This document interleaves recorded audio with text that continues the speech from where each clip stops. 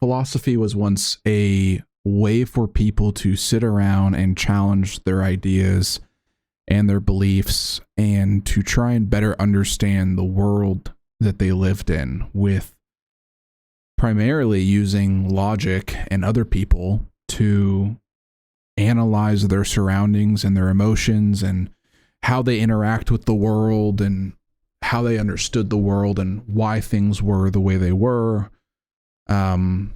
To ask deep-seated questions like, why are we here? What is our purpose?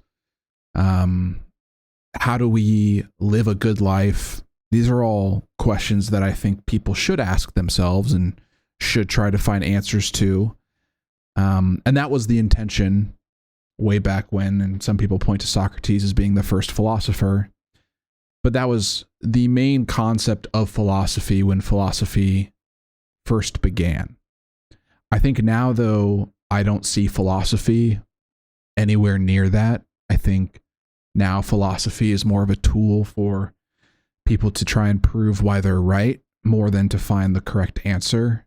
I think it's more of a intellectual chess game where the rules are epistemology or ethics, or it could even be semantics if you really want to say that. And the Phil bro, or if you don't know what a Phil bro is, a philosophy bro is typically a TikToker who streams on live and has a Discord server where they will endlessly debate to no end at all, meaningless and pointless conversations that have no bearing on reality, no weight on changing anything, and are more performative than they are of substance. They are meant to entertain people and keep people engaged on a platform watching this quote unquote debate rather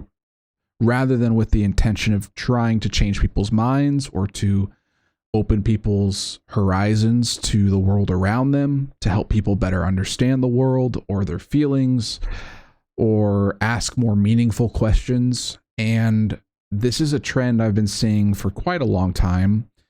I would say that people like Destiny or Vosh, who are people who attract this type of person, like the Phil Bro type of person, they love to debate, but not with the intention of finding the correct answer, but rather to be more strengthened in being ingrained in their position, or I phrased that really poorly, to be more solidified in their position and to not budge. They use it as a way to reaffirm their belief system. And the Phil bro is like just another word now for debater, and for good reason, in my mind at least, because the whole point of being a philosopher or studying philosophy or being a student of philosophy or any of these things is so that you can better understand the world around you. But if your intention is to debate someone using philosophy as your tool or as your weapon, you're effectively fighting against philosophy and philosophy's nature of trying to understand our world, trying to think about things logically to understand our place in the universe as humans. And it's frustrating because I think a lot of people nowadays could seriously benefit from philosophy. Like personally, I think Stoicism is really awesome. I'm currently reading The Gay Science, and that's not a joke. It's by Nietzsche. It's The Gay Science, and I just started it. And I was recommended this book after I finished Meditations. And I find it really interesting because I disagree with like the first 3 pages that I've read. I don't know where it's going. I have no idea, but I find it interesting, and it made me think about like philosophy bros and kind of like the state of discourse and how we talk about things and the way that we try and communicate our ideas. It's to crush the opponent, not to open someone's eyes or their mind to something. It's with the intention of winning. It's the intention is not to help someone better grasp something or to better understand something. The intention of these live debates, these philosophy discussions or debates, is to win. And that seems so counterintuitive, because even if you have the wrong position, you can still win. You can still use, maybe it's you can call it logic, and maybe the other person isn't strong enough to counter that logical position that you might hold, but it doesn't mean you're right. And I think that people take winning for being right. And this pulls more people from the audience into believing whoever won rather than whoever was actually right. And I think this is the main issue that I have, is that these Phil bros, they might stomp on or crush someone with their facts and logic if the other person is ill prepared for the debate, which is what it is. And that leads a lot of the audience to subscribe to this winner's ideology rather than the correct answer, to better open up their mind to whatever the conversation topic would be. I think an example of this would be something like abortion. Like, you could take someone who doesn't even know what the word abortion means and pit them against someone who does, and the winner of that debate will look like the person who is right, like that their belief system is right because they won the debate, not because their belief system is right, but because it looks right. And I think this is kind of where I think this is kind of where a lot of the debate sphere goes to, because it's more entertaining viewership wise, and it's much more engaging. And you build an audience of people who disagree with you and agree with you. You got people who are trying to argue against you as viewership, which creates engagement, which boosts you in the algorithm, and it builds up your following, and it reinforces that mentality as you as the creator to continually find ways to debate and win rather than to find the correct answer, which doesn't make sense to me.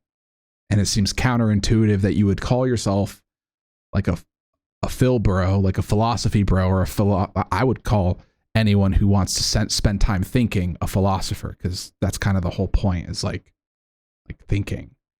And I just don't feel like modern philosophy is really about philosophy. I just think it's kind of just about like mental masturbation. Like, it's the weirdest thing. It's very bizarre to me. And the Phil bro is, they're I don't know, like, they tend to be eloquent, well-spoken. They use a vocabulary that seems like they got it more off of Reddit than they did an actual book or reading multiple books. So a lot of it feels performative to me. And I'm not going to say every single person who self-describes as a Phil bro or whatever is being performative, but I do think a large majority of that scene, of the people on Discord or in those debate rooms or streaming live on TikTok, I think a lot of those people, they're performative, and it detracts from the entire intention and purpose of philosophy, which sucks, because right now, more than ever, I think it's pretty clear that our society desperately needs students of philosophy. Like, we desperately need people to search for more meaning in their life rather than thinking that meaning comes externally from external sources, like how many likes you get on your Instagram posts, like validation. So like numbers or analytics or data or statistics. I wish people would turn a little bit more to philosophy to think about how they handle their emotions, because I think logic can very easily overpower emotional outbreaks. Like, if you emotionally lash out at someone out of anger or frustration or sadness, I feel like that can be counteracted with something like stoicism. I feel like there's so many different types of philosophies that it helps you grow and learn about yourself, but that requires you to humble yourself and acknowledge that the point isn't for you to win. The point is for you to be right. And a lot of this leans into, like, for me at least personally, like a lot of this leans into like trusting your gut, trusting your instinct. Does this feel right? Does this feel wrong? Like, my personal stance on abortion is that it's wrong because life begins at conception, and we can moan and complain about it all we want all day long, but that doesn't change when life begins, because conception takes a fraction of a second. It's effectively immediate, and that's when life begins. And if you say you value life, but then you don't value an unborn life, then that type of logic to me it just doesn't sit right. So like trusting my gut, that makes me think that the person would be okay with euthanizing elderly people who provide no value to society, or who are perfectly fine with killing a baby the day before it's born. Things like this is like, but people will argue the minute, tiny little aspects of these, what week and what trimester, and does it have a heartbeat? Does it not have a heartbeat? To me, like, you're arguing about nothing. You're arguing for the sake of arguing. You're debating because you want something to do, because you're bored, because you lack meaning in your life and you don't know where to find it from. I don't know. Maybe that's condescending and rude. I don't really care.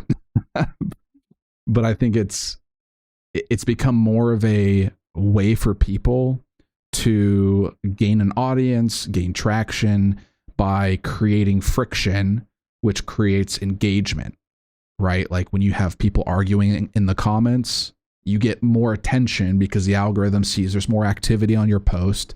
Someone likes the video and they drop a comment, and then someone else replies to that comment and disagrees, and then someone reads that comment and likes that comment, and they reply as well, and they dogpile. But that's all engagement, and we are incentivized to create engagement rather than to correct bad opinions or to change people's minds. That's not what gets rewarded. And positive reinforcement oftentimes is what people go for when they're trying to do a YouTube thing or whatever it might be. Like, you want that positive engagement, but in the end, it's all engagement. It's all the same. I have a clip I want to show you guys real quick. It's from a podcast, and this was the first 2.5 minutes of the podcast. The podcast was about, I want to say, like 2 hours long or something like that. And this is the kind of, as soon as I started watching it, because I like listening to, philosophy topics, and I've listened to Jordan Peterson or like other professors, I should say, not just like Jordan Peterson, but like professors talk about different topics. And this was very interesting to me, this clip I'm about to show you, because it perfectly encapsulates what I think is the modern day Philbro, where a question is asked and the way the question is answered is extremely frustrating and irritating to me personally, because it feels like more of a skirting around the topic rather than addressing the topic directly. So take a listen. Was philosophy always meant to be practically applicable, or is that some modern reinterpretation?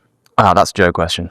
Well, I mean, I suppose one of the differences between, like, very broadly speaking, between something like ancient Greek philosophy, say, and the way that we conceive of philosophy today is that, philosophy today is largely thought of in terms of different fields. You've got your kind of epistemologists who discuss questions like, what is knowledge, and, more importantly, how do we attain knowledge? What are the kinds of systems and processes that produce reliable knowledge, that kind of stuff. And then there are kind of ethicists talking about, what is the good life?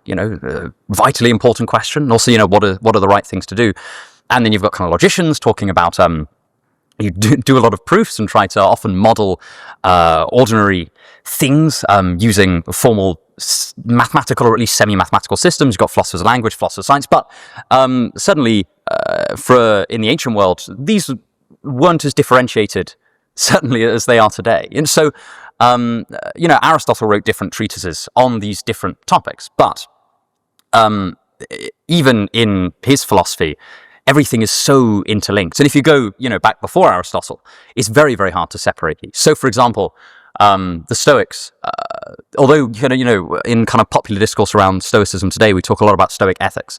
The Stoics thought that their ethics fell out of their metaphysics and their logic, which was their word for what we would call today things like logic and epistemology. And so I think that's one major difference in terms of practicality. I mean, yeah, a lot of ancient philosophy is incredibly practical. These are, especially, the one of the paramount questions that's asked by almost every ancient philosopher is, how to live a good life. The first philosopher received wisdom is Thales. He's a kind of ancient Greek philosopher.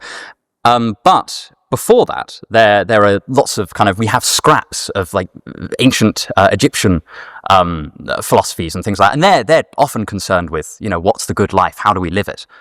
So I think philosophy is eminently practical. I also think maybe this is just my own bias showing. I think that today philosophy at its best is often very practical. It was a lot of roundabout talking about things when the question itself was about philosophy being practical. Now, if philosophy were practical, the answer in of itself should be practical. If modern day philosophy were practical, the Philbro would have responded with a practical answer. If he's practicing philosophy in modern day and he believes modern day philosophy is practical, then why is the philosophical answer not practical? Why is it so over the top with excess and unneeded phrases and paths and all? It's convoluted. It's not a practical answer for a practical question, because it's a very good question. Modern day philosophy has become about mental masturbation, or jerking off your debate skills. It's become more about you being able to prove how strong of a debater you are, rather than prove that this belief or this thought pattern is the correct one, and here is why logically, and build it out from the ground up. Right? If we look at something like that snippet of the podcast, and we say that the Debate Bro did a good job answering that question as a society as a whole, then that tells me that as a whole, our society doesn't understand that substance matters more than appearance. Me mechanic not speak English, but he know what me mean when me say car no go, and we best friends. So me think, why waste time, say lot word when few word do trick? Because the appearance of that answer was a lot of flowing words and, great vocabulary and great history lesson and giving me all these different examples of people. But practicality wise, where is the answer to the question? Where is the direct answer to the question? Where then you can elaborate with more information if you're asked to. But it seems like this is a trend with Phil Bros and Debate Bros, is to walk in a circle and end up at the same point, regardless of the question. It's just walk in a circle and then end up right where you were at. And you say a bunch of stuff, but at the end you said nothing. I don't know. I don't know anything. I think I do, but I don't. But I do. Anyways, I know this was a longer video and kind of more slow paced, but if you enjoyed the video, drop a like and subscribe. Take care. Enjoy the rest of your day, everyone. Bye-bye.